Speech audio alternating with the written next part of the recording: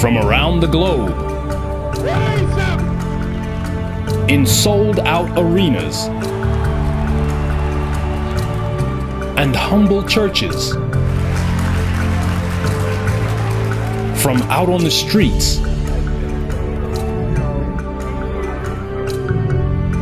to your screen.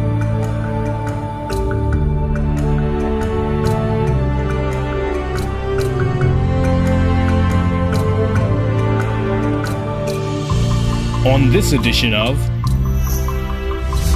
Farrakhan Speaks.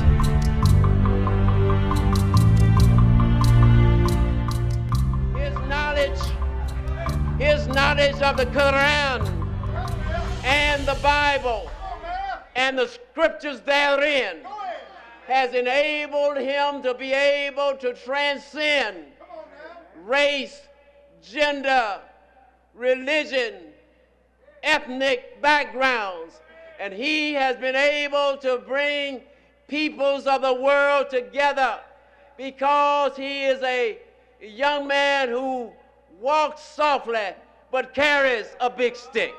He is a young man who is a beloved husband, a loving father of 7 magnificent children.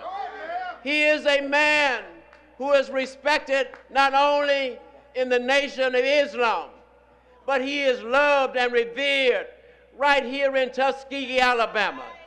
He didn't just come.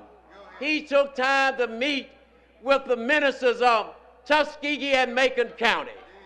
He took the time to take a time out of his schedule to have 2 town hall meetings. He took time to go to our schools.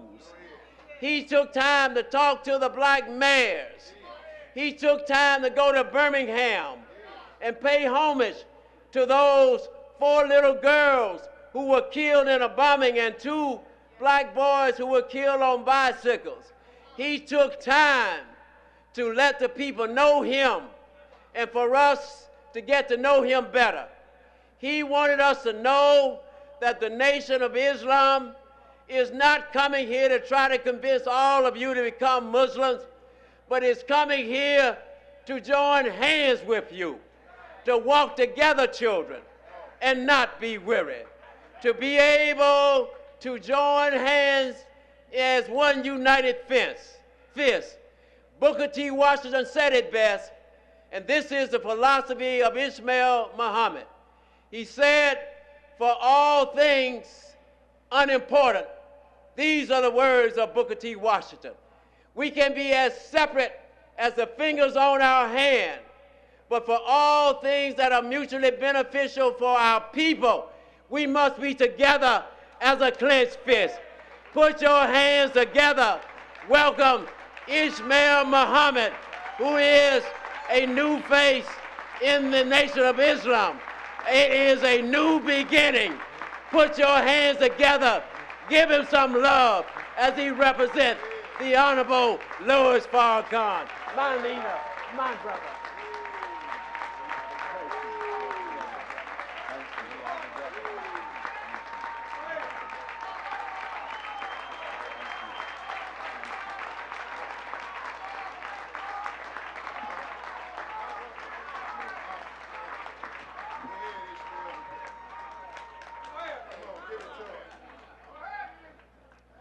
In the name of Allah, the Beneficent, the Merciful, the All-Wise, True and Living God, the wonderful originator of the heavens and the earth, Allah, the giver of life, Allah, the revealer of all truth, Allah, the sender of all of the prophets and messengers that are mentioned in the Bible and Holy Quran.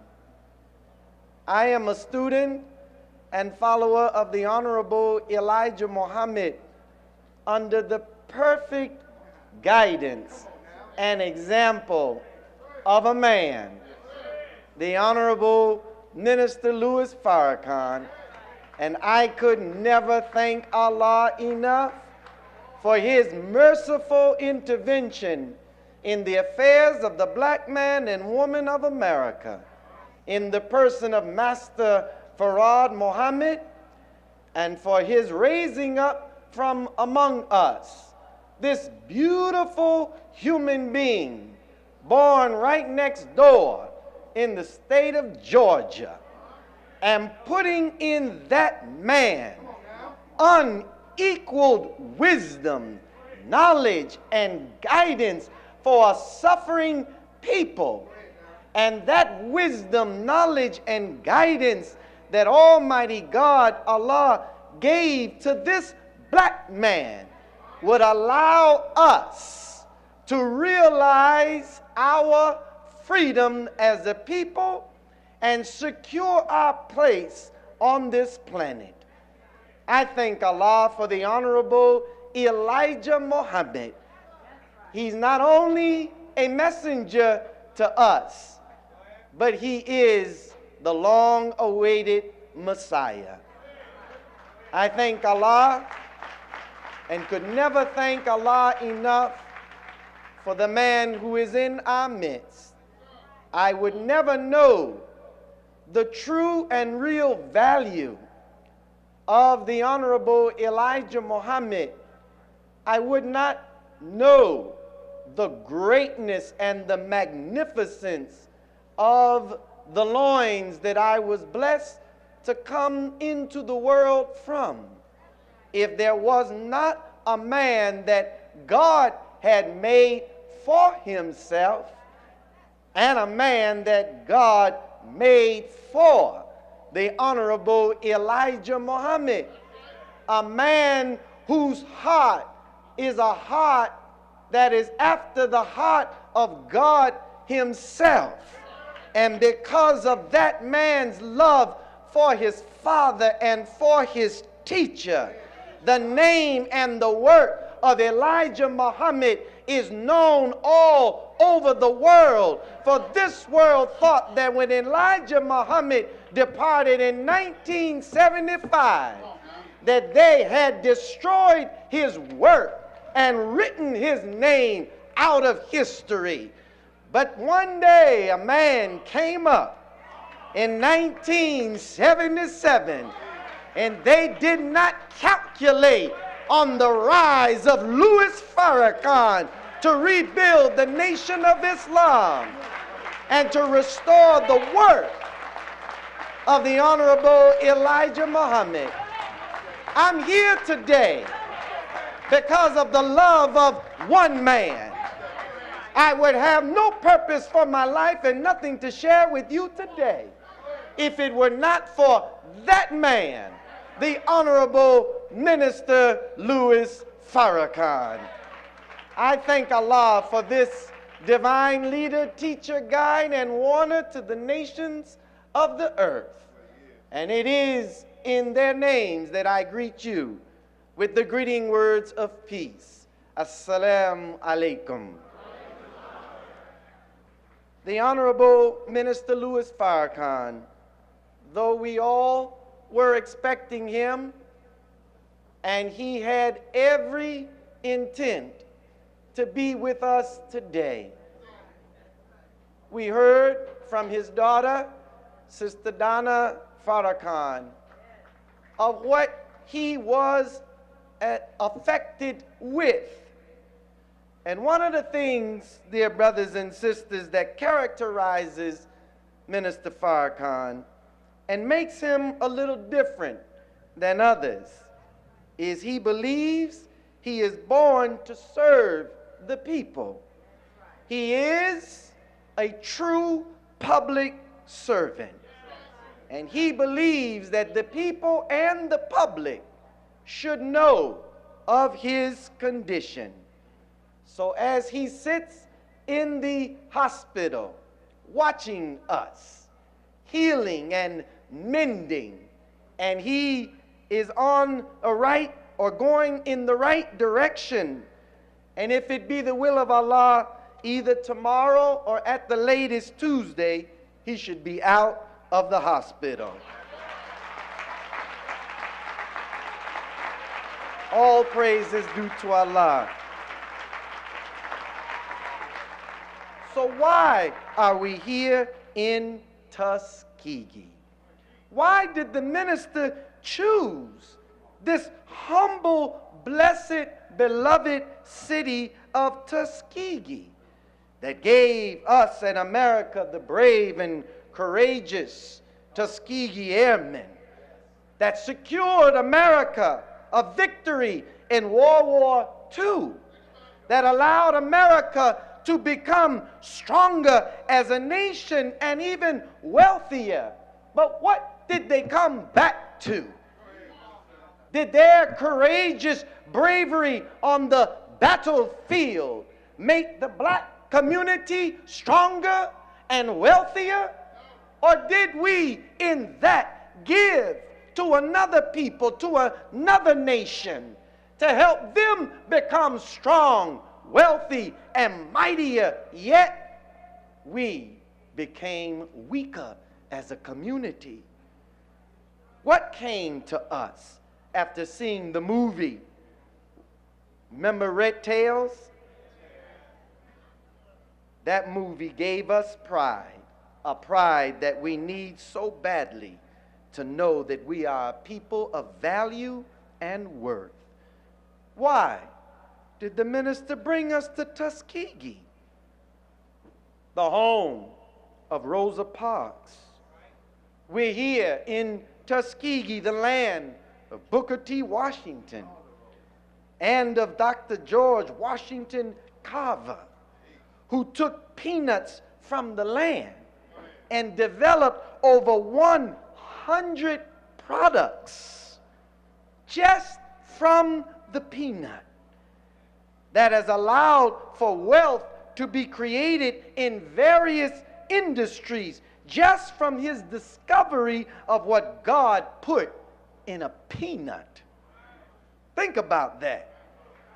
Allah has guided us to be here this day, at this time, in this city, for a very special reason and purpose. The little humble city of Tuskegee has given us and a people, and even to America and the world, so much to be grateful for. And as Sister Donna said in her remarks, we're here to pay honor to this little city that gave to America, to black people and the world, so much in terms of black progress, economic development, and high levels of civilization advanced by Dr. Booker T. Washington. We must revisit the principles that Tuskegee University was founded upon, and revisit and ingrain those principles into our very being, for our future is at stake. Booker T. Washington, just a few years born out from slavery, this man is not fully appreciated by those who struggle to see our people free.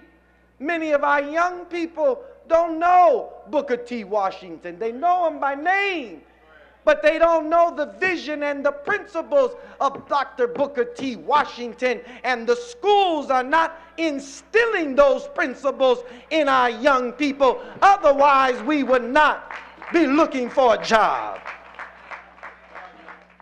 Did you know that Dr. Washington was not just interested in agriculture and animal husbandry, but he was interested in our growth into science and civilization, the manners and behaviors of civilized people. He recognized the need of our people to be properly educated and reformed after our total destruction through the institution of slavery.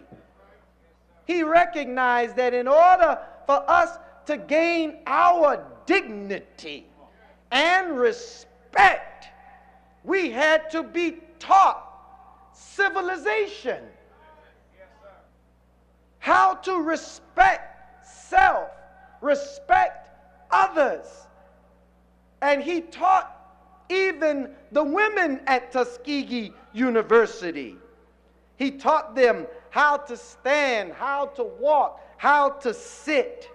He taught the woman how she should carry herself, how she should act in the public.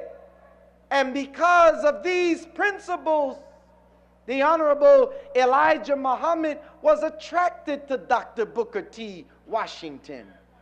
And the Honorable Elijah Muhammad used those very same principles.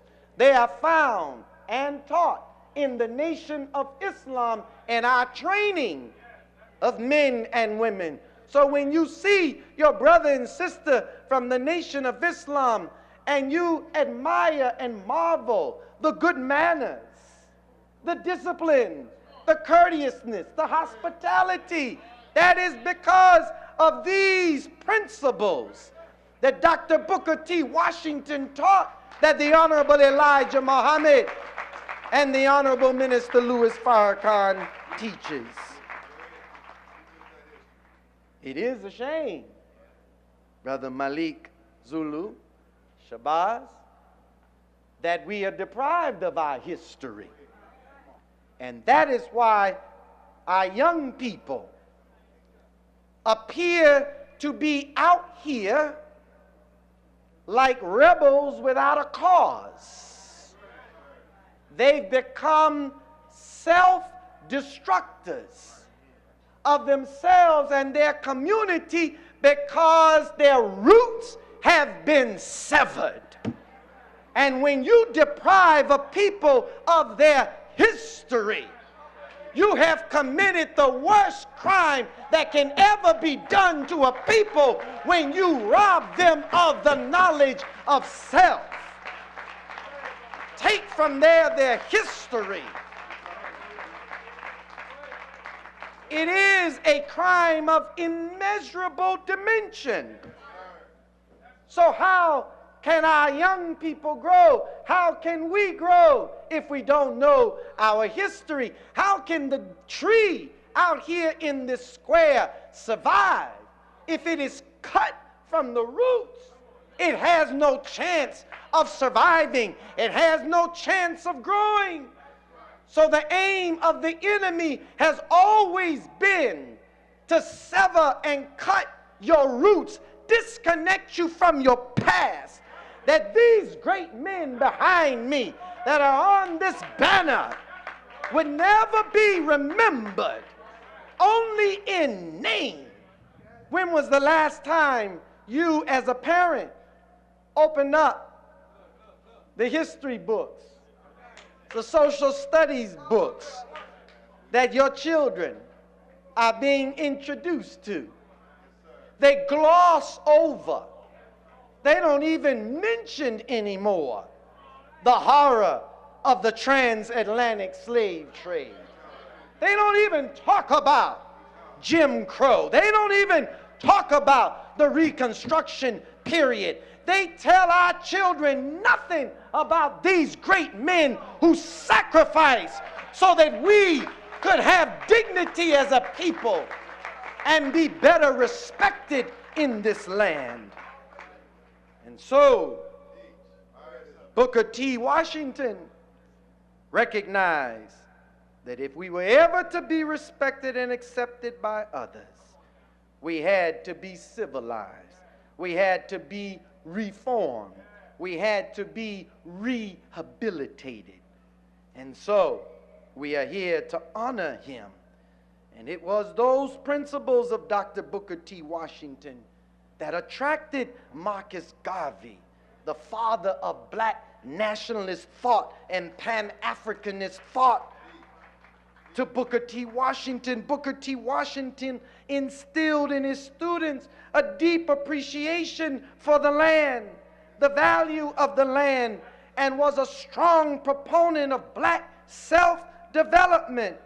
He had his young students in architecture lay out the plans for Tuskegee Institute.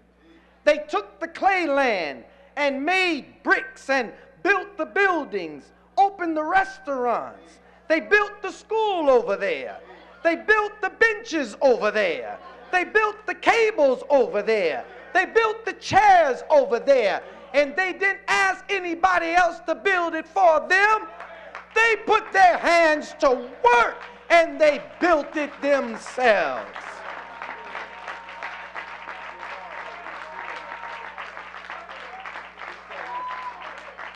Booker T. Washington was showing us what we needed to learn and what we need to learn today in order to secure a future for ourselves, and how to even earn the respect of our former slave master, how to earn real respect from white people. You didn't hear me. See, you'll never get respect from them as long as you try to appease them and be a good boy or a good nigger. You got to stand up and be a man in order for men to respect you and your people. Excuse me.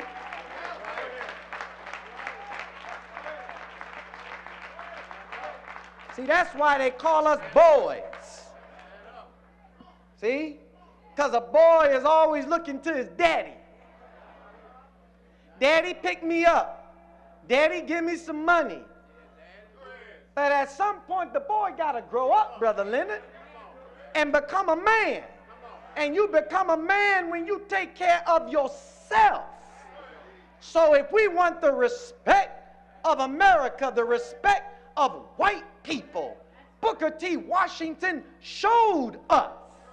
Because when they were taking the clay and making bricks out of clay, but look at what Booker T. Washington did and how he trained his students.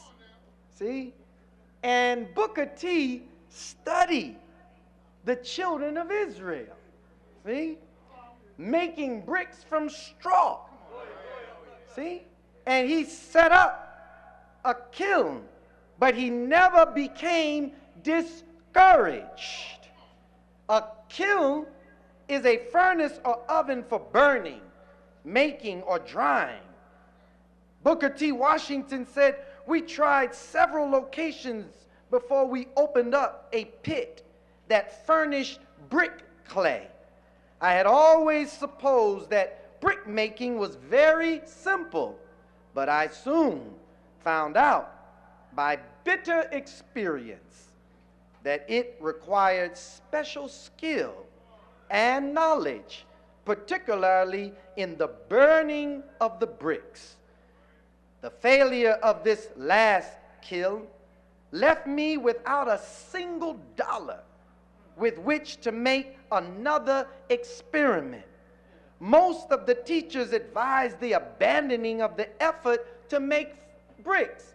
See, there's always somebody discouraging you to do what is of value and for you to realize and fulfill your dream or whatever idea God blesses you to come up with in your mind. There's always going to be resistance and opposition.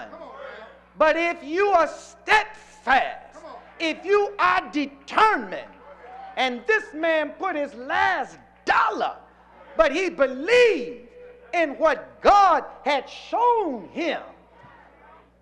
So he said, I pawned my watch in Montgomery for $15, man, to renew the brick making experiment.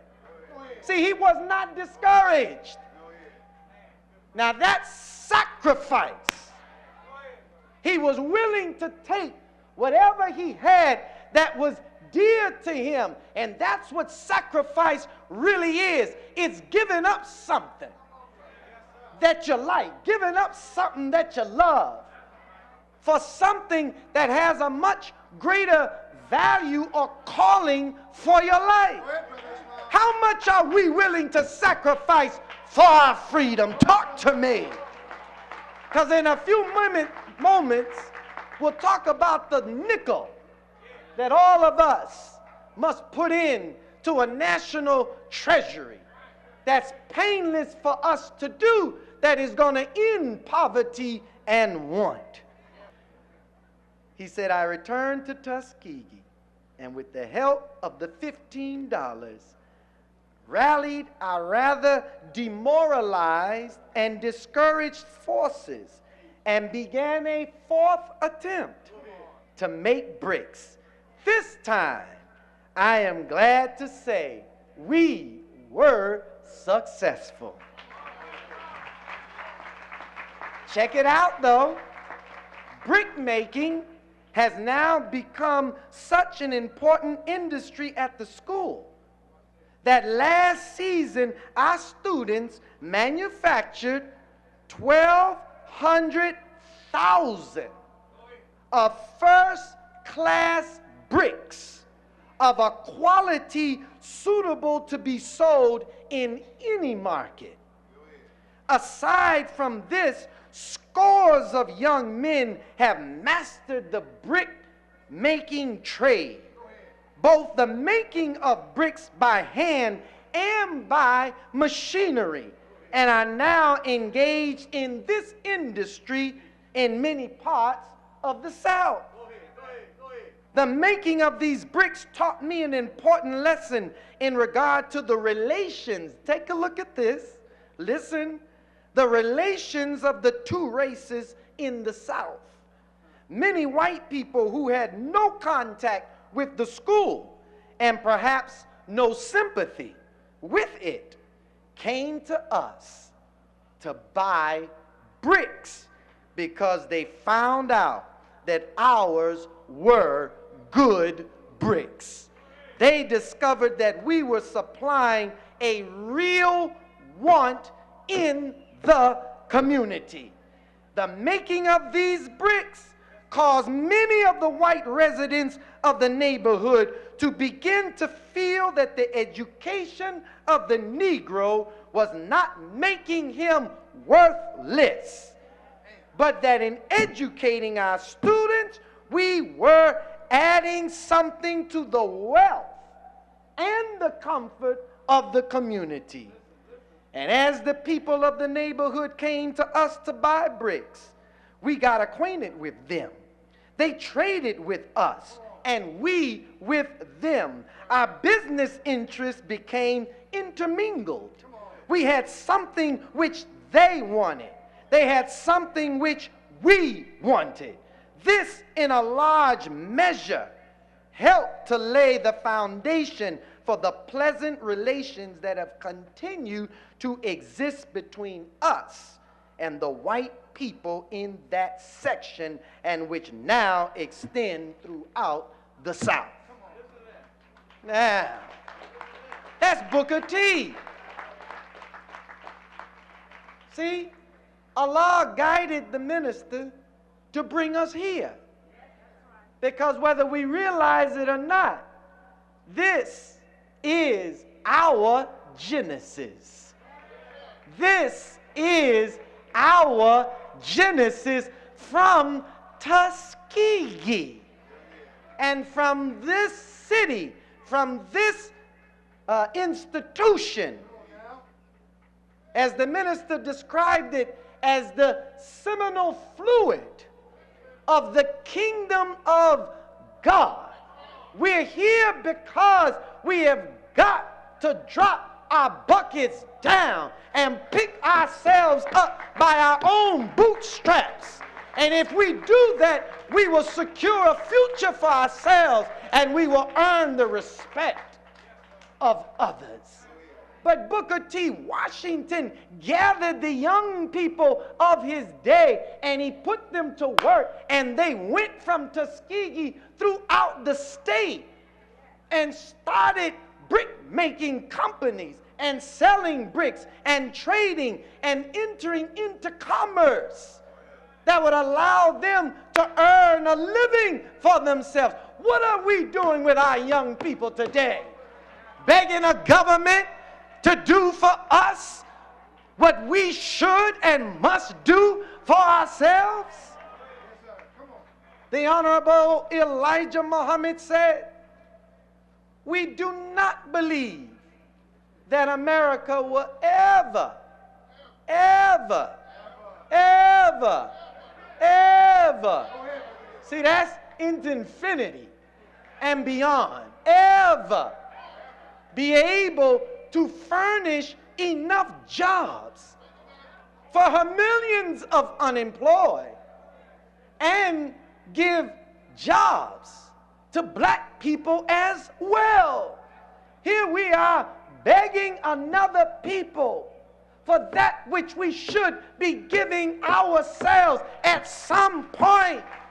We got to look at Booker T. Washington, look at Marcus Garvey, look at Elijah Muhammad, look at these men and women that are behind me, and not honor them in name in some annual birthday celebration, but carry into practice the principles that they laid down, and we would see a better condition among our people throughout the world. And so, with so many of us out of work, 40% of our teenagers don't have a job. 50% of our college graduates, our dear brother, and I meant to acknowledge and thank him, our brother Jaleel Muhammad, for the wonderful job that he did this weekend in bringing well over 300 students from the various HCBUs across the country. Thank you. He sent me a note that just startled me. 53% of our college graduates last year graduated unemployed. See? So how are we securing a future for our children when we send them to college and they get a degree that qualifies them for what? Prepares them for what? If it's not preparing them to serve their people, then it is an education that we don't need, and we have to look at developing a new educational paradigm that will give our children what our children need to advance ourselves. So 13% of the black population is unemployed, but these numbers are deceptive, economists say, that the unemployment rate is more like 30%. So even though the national unemployment rate is inching downward a bit, it's still high among our people. See, it's like this. I like using this line. Papa may have, Mama may have, but God blesses the child who's got his own. So Marcus Garvey said, action, self-reliance, vision of self and the future have been the only means by which the oppressed have realized and seen the light of their own freedom. See? Self-reliance, action, vision of self, vision of the future. Where there is no vision, the people perish.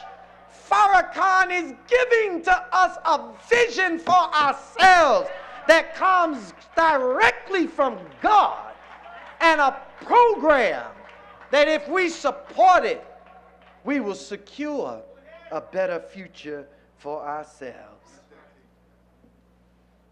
Malcolm X said, whites can help us, but they can't join us. There can be no black-white unity until there is first some black unity. See, he was speaking the same language of Booker T. See?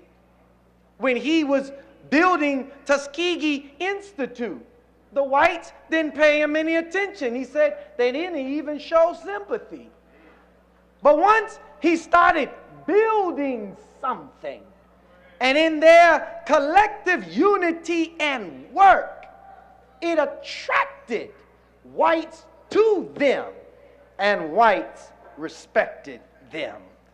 So Malcolm X says we cannot think of uniting with others until we first unite with ourselves. Well, he got that from his teacher, Elijah Muhammad. And until after we have first united among ourselves, we cannot think of being acceptable to others until we have first proven acceptable to ourselves. See, all of these leaders spoke the same language, but they spoke it in a different melody, a different track, but they all were evolving. They all were on an evolutionary course, and they all shared the common goal, which was to see a people united and see a people free. You know who Farrakhan represents? He represents all of these beautiful, wonderful, brilliant men, women, teachers, educators, leaders. Farrakhan is the last man standing. Did I say something wrong, Mayor? Did I say something wrong? Oh, I know. He's the last man standing. He is the one that synthesizes the greatness, the philosophy, the idea of all of these men and women so that a people can go free. And now, brothers and sisters, as we bring this to a close, the Honorable Elijah Muhammad introduced in his economic blueprint. He said to us, our knowledge of self, others, and the time should force us to become more prudent in our spending. Unnecessary spending by trying to keep pace with the rich and wealthy of this country has done more to put us on the path of the prodigal son than anything else. Let us be taught how to spend and save by those of us who desire to see us out of poverty and want. He also said in advancing his program, you are too proud to meet together as leaders and teachers to discuss the solution of how to stop this reckless downhill fall of our people. Now, when Dr. King, in 1968, just 5 days before he was murdered, Dr. King was preaching about land.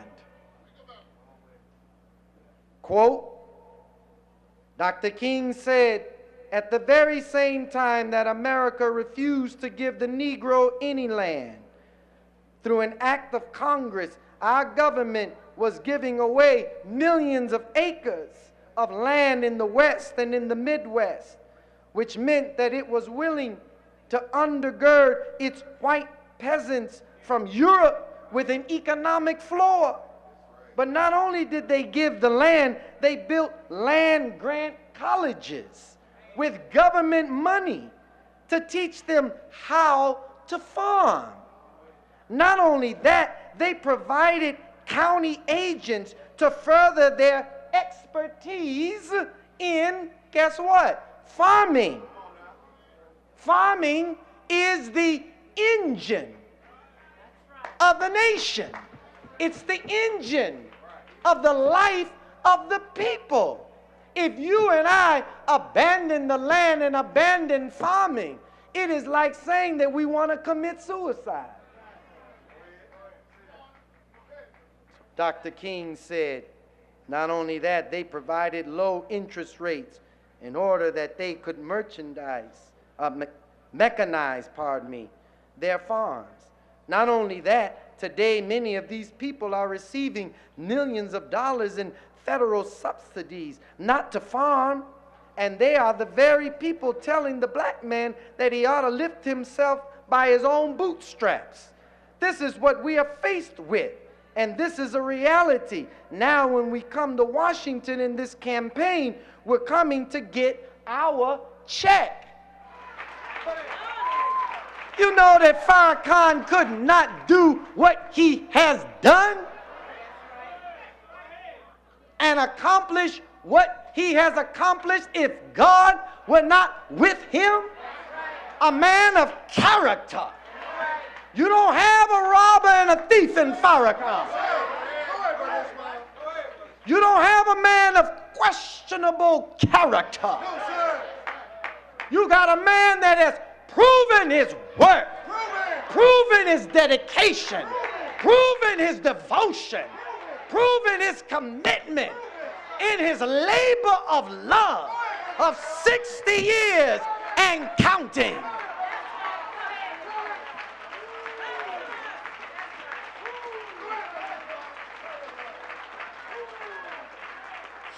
So he comes behind his father, Elijah Muhammad, 48 years ago.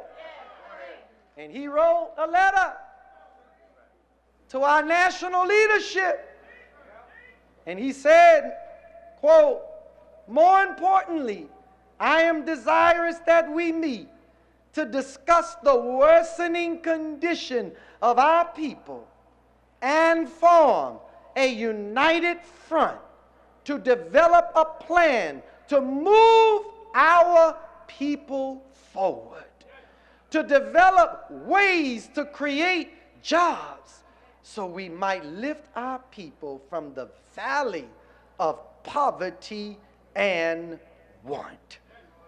And so, my dear brothers and sisters, that economic blueprint of the Honorable Elijah Muhammad to end poverty and want requires that we take painlessly a nickel a day.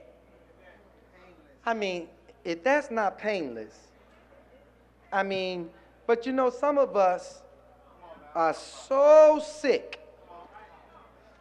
We distrust each other so much, we ain't even willing to give a nickel to a proven man and a worthy cause. We'd rather spend our money on dope and crack and alcohol and gambling and in foolishness, when all we have to do is take a nickel a day.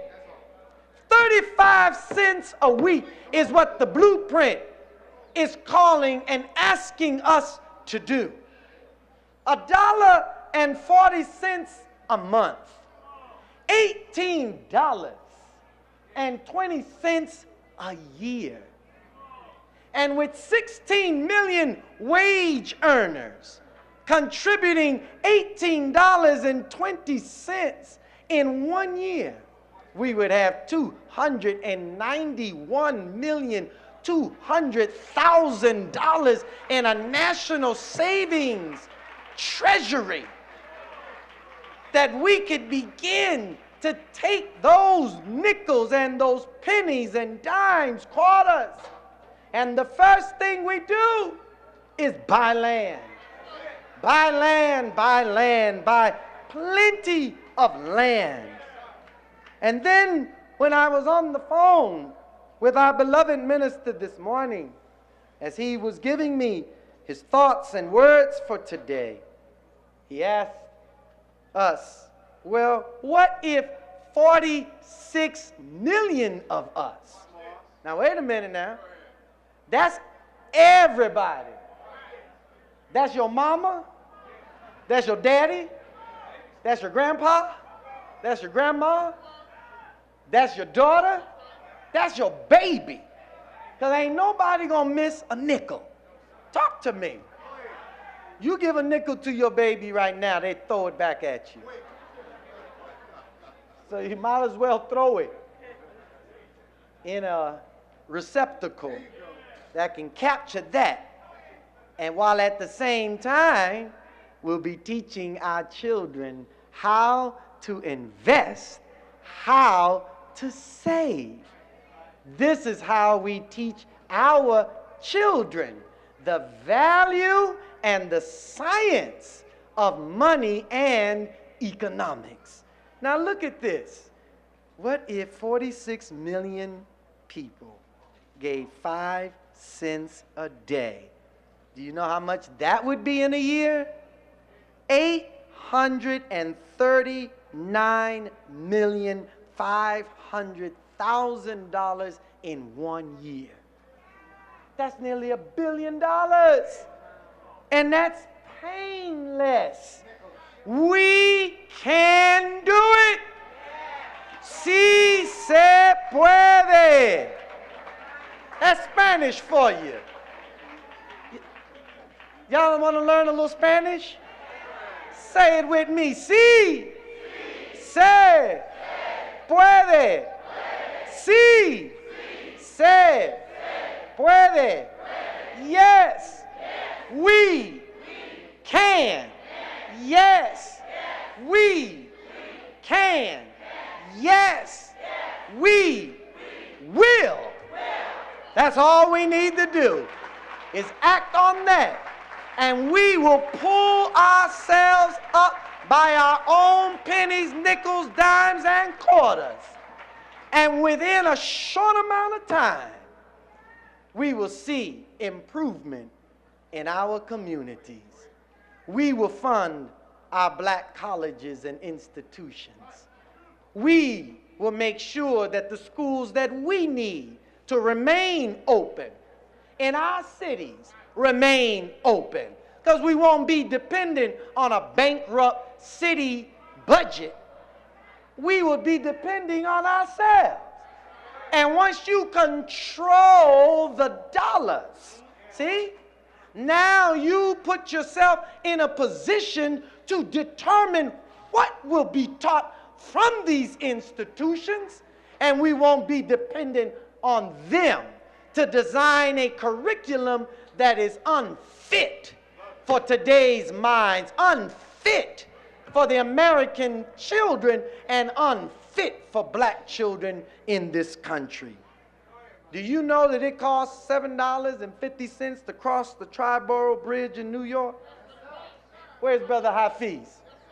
I don't know how you all can afford to live in that city. And people pay $7.50. That's one way.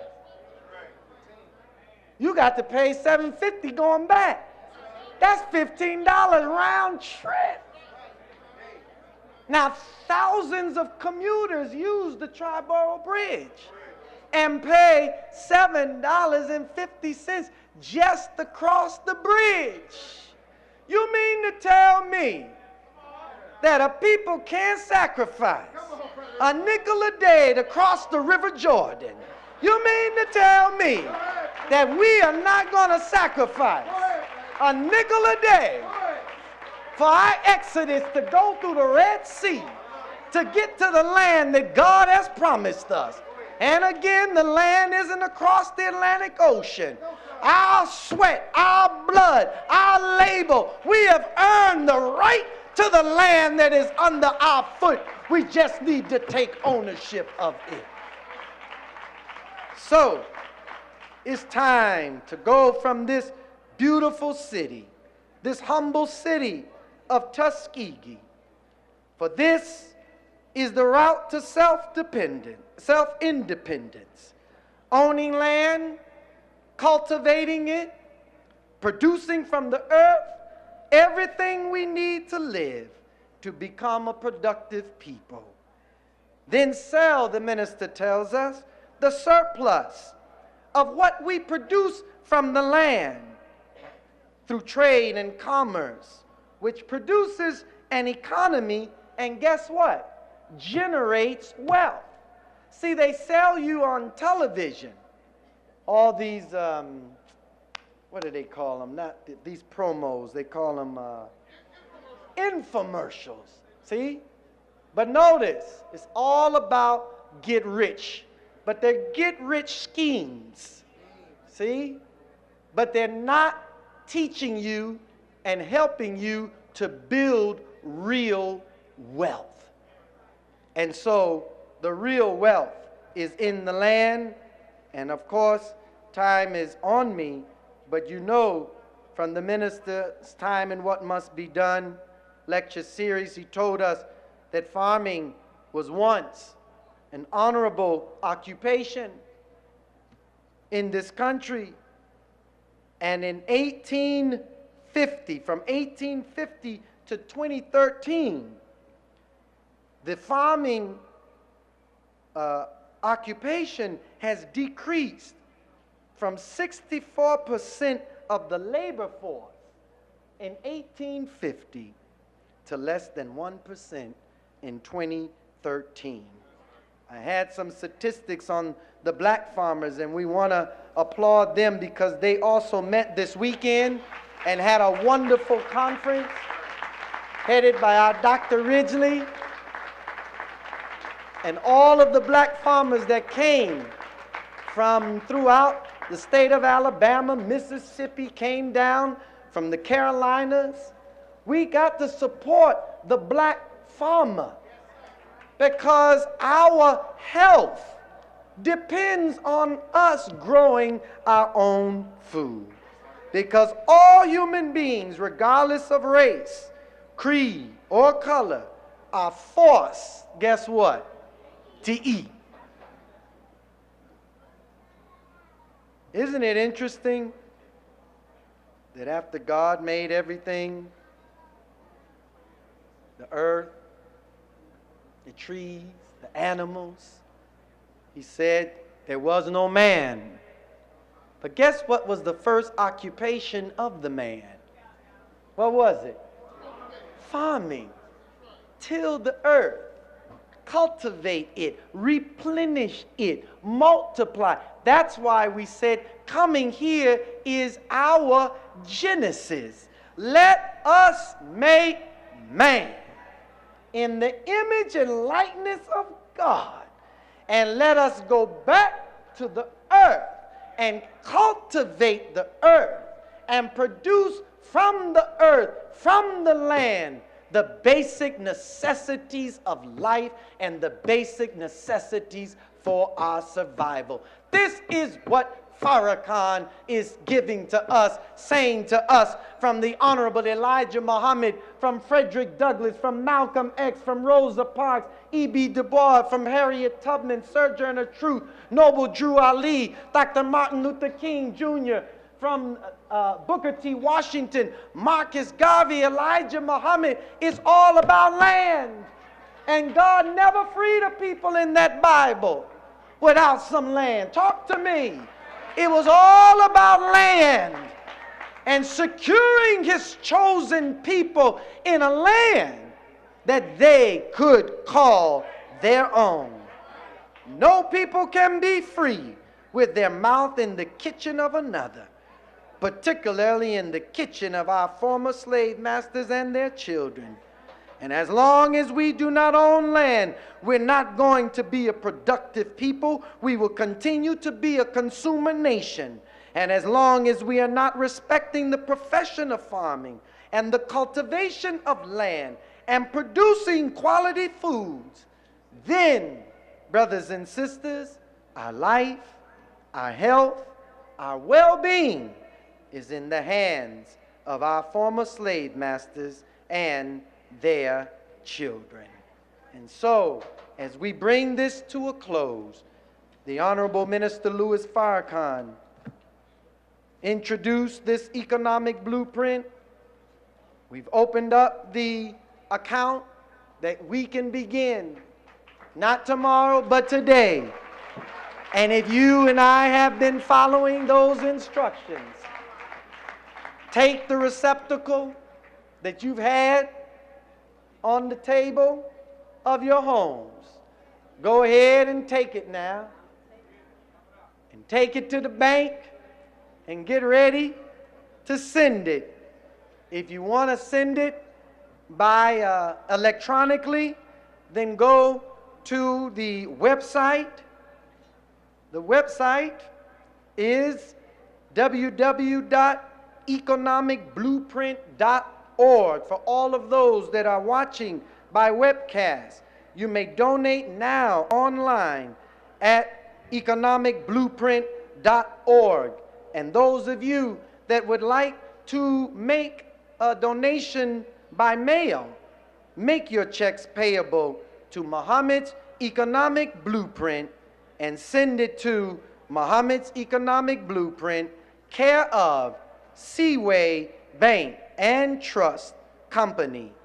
Attention, Sherilyn Russell, P.O. Box 19522, Chicago, Illinois 60619. It's time for us to get up and do something for ourselves.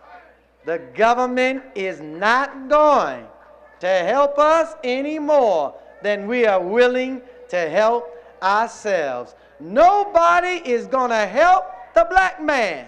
The black man has to get up and do something for himself. And I close with the Psalms. Though we walk through the valley under the shadow of death, I shall fear no evil, for the Lord is my shepherd, and I shall not want. Thanks be to Allah, who's given us a good shepherd in the Honorable Minister Louis Farrakhan to help us as a people to get out of poverty and want. Let us pray for his health, pray for his strength, pray for his continued success, pray for our success, pray for our unity, pray that Allah will heal our land, lift us up, deliver us, and help us to achieve the goal that we have set out here to accomplish. I thank you so very much for hearing these words, receiving this message from the Honorable Minister Louis Farrakhan. Happy Holy Day of Atonement as I greet you in peace. Assalamu alaikum. Please log on again next week and every week this year for the time and what must be done. Tell your friends, tell your family. Log on to NOI.org every Saturday, 6 p.m. Central Time for truth, guidance, and unequaled love from the national representative of the Most Honorable Elijah Muhammad and the Nation of Islam, the Honorable Minister Louis Farrakhan. Pass on the word every Saturday at 6 p.m. Central Time at NOI.org. The time and what must be done. Remember, to have Minister Farrakhan answer your questions, tweet them to @LouisFarrakhan, #AskFarrakhan. And to add this message to your library or as a gift for someone you love, go to store.finalcall.com.